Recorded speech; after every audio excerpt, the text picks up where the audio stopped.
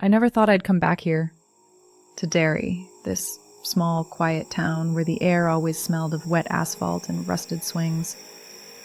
But when I stepped off the bus and saw the same cracked pavement, the same old diner on the corner, it felt like the years just disappeared. Everything looked exactly the same, and yet different. The silence here wasn't peaceful anymore. It was heavy, thick, almost alive. Even the wind sounded strange, whispering through the empty streets like it was trying to tell me something. I walked past the park where we used to play tag after school. The old carousel was still standing, faded horses, peeling paint, and someone had tied a bunch of red balloons to the gate. At first, I smiled. It looked almost festive, but then one of them popped, just like that, echoing so loud it made my heart skip. And when I looked closer, I saw there were little smudges on the strings, dark red, too dark to be paint. That's when I noticed the drawings. They were everywhere, taped to shop windows, hanging from fences, scribbled with crayons in shaky hands. Children's drawings, all of them, clowns. Some smiling, some crying, some with wide, empty eyes staring right at me. I tried to laugh it off. This town's always been weird, I whispered to myself. But deep down, deep inside, I felt it. That same cold, crawling fear I thought I'd buried years ago. It's like Derry was waiting for me to come back, waiting to finish what it started. The house looked smaller than I remembered. Maybe because I wasn't a child anymore. Or maybe because it had been shrinking all these years, quietly rotting away in the shadows. The paint was peeling, the porch creaked under my weight, and the front door, my old blue door, still had the tiny handprint I left there when I was 6. I ran my fingers over it and smiled.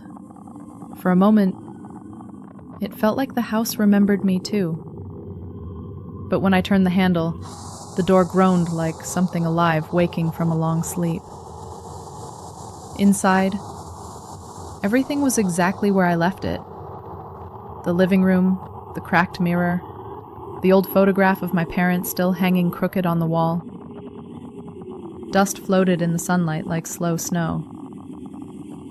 But there was a smell, sweet, metallic, something that didn't belong. I walked upstairs. Each step moaned beneath my feet, and when I reached the attic door, my hand hesitated. That door was always locked when I was little, but now it was slightly open. Inside the attic, everything was covered in sheets, like ghosts frozen in mid-motion. I pulled one off a box labeled, "My Things."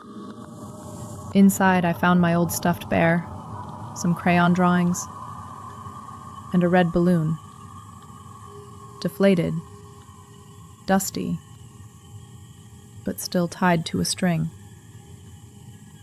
Next to it was a newspaper clipping, yellowed, torn, with a headline that made my stomach drop. Local children still missing. And right below the text, a name I recognized. One of my friends. The one who vanished that summer. My hands started to shake. I could almost hear her laugh echoing in the attic. And for a second, I swear, I saw something move behind the pile of boxes. Something small. Something red. Like the flicker of a balloon string, disappearing into the dark. I couldn't sleep that night. The house creaked and sighed like it was alive. The wind scraped its nails across the windows, and somewhere far away I thought I heard laughter. Children's laughter. But when I got up and looked outside, the street was empty. I sat by the window for a while, staring into the dark. The moonlight made everything look pale and unreal. And then I saw it. A red balloon, floating just outside my window, gently swaying in the night breeze. At first, I thought maybe some kid lost it. But then it moved. Closer. Slowly. Deliberately. Like someone was holding the string. My heart started pounding, and I whispered, "Who's there?" No answer. Only the faint squeak of rubber against the glass. Then it hit the window. Bump. Once. Twice. Like it wanted to come inside. I stepped back, my hand over my mouth. And then it popped. The sound was deafening. Tiny drops splattered across the glass. I leaned in and froze. It wasn't water. It was dark. Sticky. Red. My reflection looked pale in the moonlight. Behind me, in the window's faint glare, I thought I saw something. A shape, a grin, a flash of white teeth. But when I turned around, nothing. The balloon was gone. The laughter too. Only silence. And the faint echo of my own breathing, shaking in the dark. That night, I couldn't stop thinking about the balloon. Every time I closed my eyes, I saw that red smear on the glass. It felt like the house was breathing with me. Slow, uneven, alive. The air grew colder. The floorboards groaned. And then, from below, I heard it. Soft giggling. Children's voices. I froze, and the sound was coming from the basement. But that couldn't be possible. The basement door had been locked for years. I crept down the hallway, my fingers trailing along the peeling wallpaper. Each step seemed louder than the last. The laughter stopped. Silence. Then, 3 knocks from below. Slow. Deliberate. Knock. Knock. Knock. My heart nearly stopped. I whispered, "Hello?" No answer. Only the faint sound of something dragging across the concrete. I reached the basement door. The handle was cold. When I touched it, it turned by itself. A damp smell hit me in the face. Rot, rust, and something sweet. I grabbed a flashlight and slowly opened the door. Its beam cut through the darkness, revealing the stairs. And there, halfway down, was a red balloon. Perfectly inflated, tied to the railing. But there was no string. It was floating. On its own. A tiny giggle echoed from the dark. Then another. And another. Until the whole basement sounded like a playground, full of invisible children. I dropped the flashlight. The beam spun wildly, flashing across old toys, boxes, and a single clown shoe lying in the corner.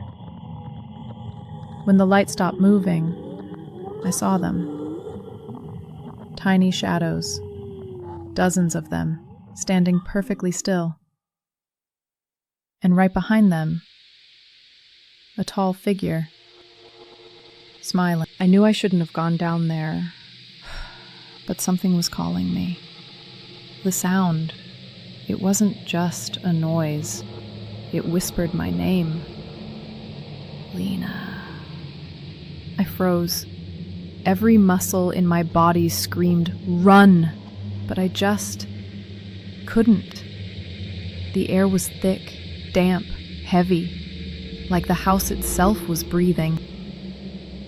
Step by step, I moved toward the basement door. Each creak of the floorboards felt like a heartbeat.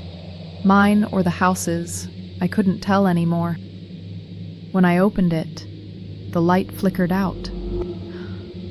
Total darkness. I reached for my phone. Dead. Then I heard it again. "You shouldn't have come back." That's when I realized the voice wasn't coming from below. It was right behind me. I turned around and saw my reflection in the hallway mirror, but it smiled first. That's when I ran. I don't remember unlocking the door or how I got outside. I just remember the cold air and that same whisper still following me. Sex 1.0. Maybe it's still in there. Or maybe it's not. I didn't stop running until I reached my car. My hands were shaking so badly I dropped the keys twice. When the engine finally started, I didn't look back. I just drove. The road was empty and the rain began to fall, tapping against the windshield like fingers. Don't stop. My heart skipped a beat. That voice again. Faint, but inside the car this time. I turned on the radio to drown it out, but the static, it spoke. You left me there. I thought I was losing my mind. But then, I saw movement in the rearview mirror. Someone was sitting in the back seat. Or something. Its face was pale, eyes empty, like smoke trapped in glass. I slammed the brakes, but when I looked again, the seat was empty. I couldn't take it anymore. I drove home, locked every door, every window. Told myself it was all in my head. But when I finally sat on my bed, I heard breathing. Not mine. From under the bed. You brought me home. I didn't sleep that night. Every time I closed my eyes, I saw him. That smile. The sound under my bed wouldn't stop. Scraping. Slow. Deliberate. It was as if something was trying to come through. I grabbed my flashlight and leaned down. The floorboards were trembling. I whispered, "Who's there?" Silence. Then, a quiet chuckle, soft and wet. You forgot me. I jumped back, heart pounding in my throat. The boards cracked open, just a little, and something pale slipped out. A hand, long fingers, red nails. It was him, the clown. He crawled halfway out, tilting his head like a broken doll. That grin, wider than before. Why did you leave me? I stumbled backward, whispering, "You're not real! You're not real!" But he just laughed. And then, in a voice that sounded exactly like mine, he said, "Neither are you." The next thing I remember is waking up in the morning. No clown, no noise, just an open space under the bed and a faint, sticky red trail leading into the hallway. I think I'm still dreaming. The morning sun was pale, weak, almost afraid to touch my skin. I walked through the hallway, every step echoing louder than it should. And there it was, a trail of red leading straight to the bathroom door. My hand trembled as I turned the handle. Inside, the mirror was fogged, though the air was cold. I wiped it with my sleeve and my reflection smiled. But I didn't. It tilted its head, exactly like him, and that voice, my voice, whispered through the glass. "You brought me home, remember?" I stumbled backward, shaking, heart pounding so loud it drowned everything else. The reflection didn't stop smiling. It raised its hand, slow, deliberate, and pressed its palm against the mirror. I watched as a faint crack spread from under its fingers, and red began to seep through the glass, like blood through fabric. The lights flickered. Behind the reflection, in the mist, I saw him, the clown, standing, smiling, standing, smiling. Now we're together. Then, darkness. They found my apartment empty, the mirror shattered, and on the wall, written in something dry and red, were 4 words. She finally smiled back.